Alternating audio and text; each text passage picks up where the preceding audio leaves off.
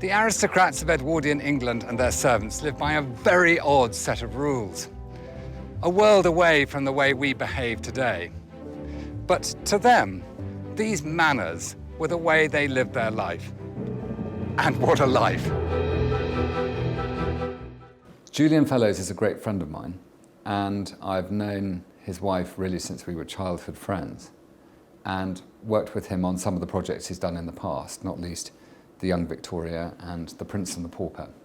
So he asked me to play a part, and I've always enjoyed working with him because he really cares about historical detail, and I act like his representative on set to try and make sure that we get the detail right. The back of the chair was never for anyone to lean back on as they do now. That's purely decorative, and it's purely so that the footman has something to hold.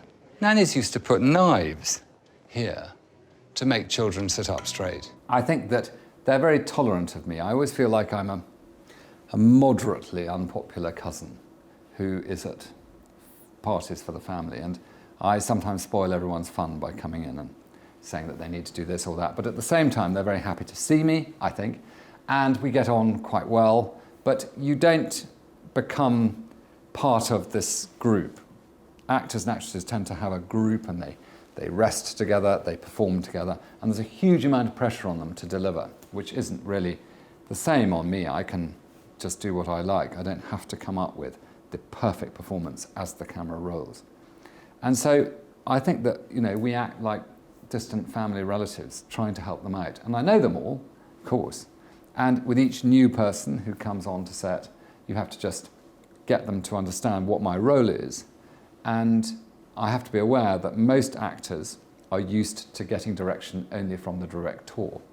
So I'm not the director. So I have to build up their confidence to take a few little guidance notes from me too.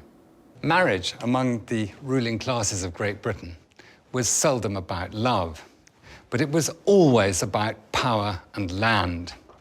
Land must, above all, be kept in one piece in order to give a man the income to live by and the right by which he could rule the country.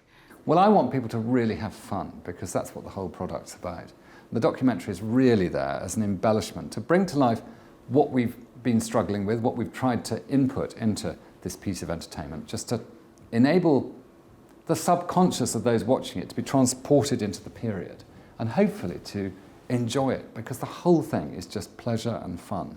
And for me, working with those people in that environment to deliver this product has been a real privilege.